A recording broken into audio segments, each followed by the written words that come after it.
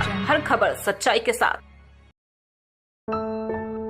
हर माँ बाप का सपना होता है कि उनके बच्चे पढ़ लिखकर अफसर, इंजीनियर और डॉक्टर बनकर उनका नाम रोशन करें। एक पिता जिसने मेहनत मजदूरी करते हुए भी हिम्मत नहीं हारी। रात और दिन उसने मेहनत करने के बाद परिवार का पालन पोषण तो किया ही है, साथ ही अपने बच्चे की शिक्षा पर भी ध्यान दिया। आज उसी बच्चे ने अपने माँ बाप के सपनों को तो पूरा किया ही है, साथ ही अपने परिवार व गांव का भी नाम रोशन किया है। ये सच्ची कहानी है बरेली जिले की तहसील नवाबगंज क्षेत्र के एक छोटे से गांव ठिरिया बन्नोजान की, जहां के रहने वाले मोहम्मद असलम प्रदेश में रहकर सिलाई का काम करते हैं और उसी से अपने परिवार का पालन पोषण करते हैं।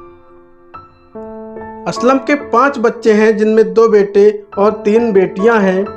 असलम ने गरीबी में भी अपने बच्चों की अच्छी परवरिश के साथ साथ बच्चों की शिक्षा पर भी खास ध्यान दिया। असलम के बड़े बेटे का नाम मोहम्मद आजिल है, जिसने कड़ी मेहनत और लगन के साथ पढ़ाई कर अपने माँ बाप के सपनों को साकार कर दिया। आजिल ने राजस्थान के कोटा में रहकर मेडिकल की तैयारी की।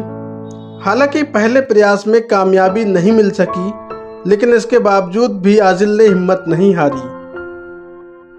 आजिल की आर्थिक स्थिति ठीक ना होने के कारण उसके छोटे छोटे भाई बहनों ने भी आजिल के हौसले को टूटने नहीं दिया, जिसके चलते आजिल ने अपने 5वें प्रयास में नीट परीक्षा पास कर कामयाबी की बुलंदियों को छू लिया।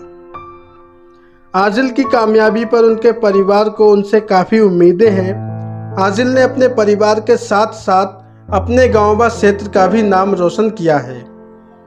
तो वहीं आजिल की इस कामयाबी पर उनके दोस्त और रिश्तेदार भी फूले नहीं समा रहे हैं, जिसके चलते लोग उन्हें फूल मालाएं पहनाकर व मिठाइयाँ खिलाकर ढेर सारी दुआओं से नवाज रहे हैं।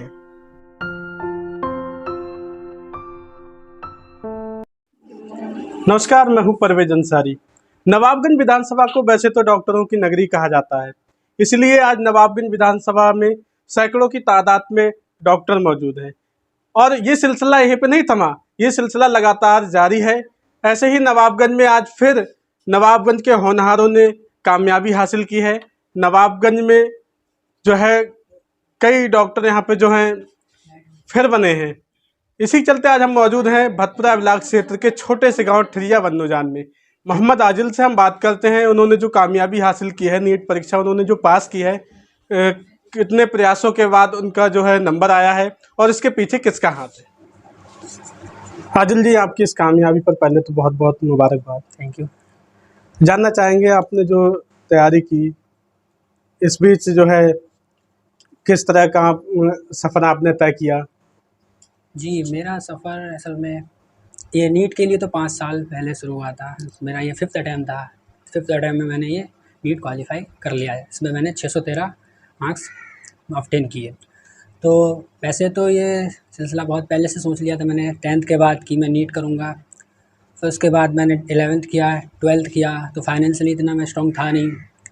उसके बाद 1 साल मुझे गैप भी लेना पड़ गया फाइनेंशियल प्रॉब्लम की वजह से। मैंने बीएससी में एडमिशन ले लिया, फिर उसके बाद मैंने बीएससी को छोड़ दिया। उसके अगले साल को मैं कोचिंग करने चला गया और घर से मैं इतना स्ट्रॉन्ग तो हूँ नहीं, तो मैं अच्छी कोचिंग तो ज्वाइन नहीं कर पाया। बरेली में एक ऐसी ही है, सही पैसों में अच्छी कोचिंग हो जाती है, विजडम क्लासेस नाम से, तो मैंने वहाँ कोचिंग ज्वाइन की। वहाँ के टीचरों ने मुझे बहुत अच्छे से मेरे बेसिक बिल्कुल सारे क्लियर करे, अच्छी पढ़ाई हुई मेरी। वहाँ पे मैं रहा, मैंने कोचिंग की, तैयारी की, मेरा BAMS में नंबर आ गया 1 साल। फिर लोगों ने कहा कि BAMS में एडमिशन ले लो, लेकिन फिर मैं नहीं माना। मेरे को पता था मुझे को MBBS करना है। फिर अगले साल को मैंने तैयारी की वहीं पे रह के, फिर मेरा BAMS में ही आया। फिर मैं बिल्कुल टूट चुका था, मेरे को भी लगने लगा था अब शायद मुझसे नहीं होगा। घर वाले भी पैसे दे दे कर थक चुके थे, घर वालों के बस के नहीं रही थी कि हम आगे पढ़ा सकें। फिर उसके बाद मुझे फिर भी मैं सेटिस्फाई नहीं हुआ। मुझे लगा कि मैं MBBS कर सकता हूँ, मैं BAMS पे नहीं रुकूँगा। घर वालों ने कहा बेटा हम तो अब पढ़ा नहीं पाएंगे, आप BAMS ही कर लो। तो फिर उसके बाद मैंने कहा मेरा तो मन नहीं है, आप कह रहे हैं तो हम कर लेते हैं।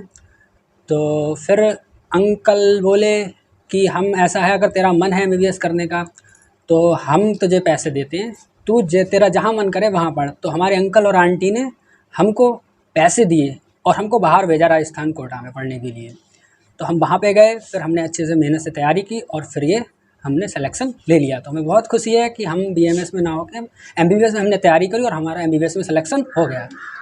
वालिद साहब आपके जो है क्या काम और करते अंकल हैं? आंटी को हमारे वालिद साहब तो जैसे इतना फाइनेंशियली स्ट्रॉन्ग नहीं है, इतना अच्छा काम भी नहीं है, वो सिलाई करते हैं। और सिलाई का भी कोई प्रॉपर ज़्यादा अच्छी दुकान नहीं है कि ऐसे ही मिल जाता है काम तो कर लेते हैं, कभी बाहर चले जाते हैं, इस तरह से करते हैं, कभी किसानी कर लेते हैं, तो इतना ज़्यादा है नहीं। तो घर वालों ने मिलकर सबने पढ़ाया और डैड ने ज़्यादा काम है नहीं ऐसे पढ़ाया, और फिर इस लास्ट में हमारी अंकल आंटी ने हेल्प की तो हम ये कर पाए, वरना शायद हम परिवार में कितने सदस्य हैं आपके और आप? परिवार में मैं 5 भाई बहन हूँ और 7 लोग हैं टोटल। तो आज आपने जो कामयाबी हासिल की है इसका श्रेय आप किसे देते हैं? सबसे पहले तो मैं अपने मॉम डैड को ये श्रेय देना चाहूँगा, उसके बाद मेरी फैमिली, अंकल आंटी और सबसे स्पेशल मेरे टीचर्स, उनको मैं ये श्रेय देना चाहूँगा। आपने जिस तरह से तैयारी की है, तो जो मेडिकल लाइन में आना चाह रहे हैं, जो तैयारियों में जुटे हुए हैं, तो उन लोगों के लिए क्या मैसेज देंगे? जी बिल्कुल, उनके लिए है, बहुत अच्छी लाइन है ये, आप मेहनत करिए, लेकिन ये मेहनत मांगती है, ऐसा नहीं कि आप मतलब ले लिया एडमिशन पढ़ ही नहीं रहे हैं। तो इसमें अच्छी लाइन है, बिल्कुल मेहनत चाहत मांगती है, मेहनत से पढ़िए, बहुत अच्छी लाइन है, आपको कामयाबी मिलेगी। मैंने हिम्मत नहीं आ रही, मुझे मिली कामयाबी, और तुमको भी मिलेगी अगर तुम मेहनत करोगे। क्या नाम है आपका? नाजरीन। आपके बेटे ने जो कामयाबी हासिल की है, तो हाँ, क्या बहुत अच्छी खुशी है हमें, बहुत ज़्यादा बार बार शुक्रिया, अल्लाह को बहुत मंजूर है हमें। तो आपने किस तरह से जो है पढ़ाया लिखाया है? आपके मन में ऐसा क्या हमारे विचार है? मन में दिल में यही हमारा लौंडा MBBS बन जाए, हमारे दिल में डॉक्टर पहले की से। इच्छा थी? हाँ, डॉक्टर की इच्छा है हमारी शुरू से। हाँ हमारी A1 न्यूज़ इंडिया, हर खबर सच्चाई के साथ।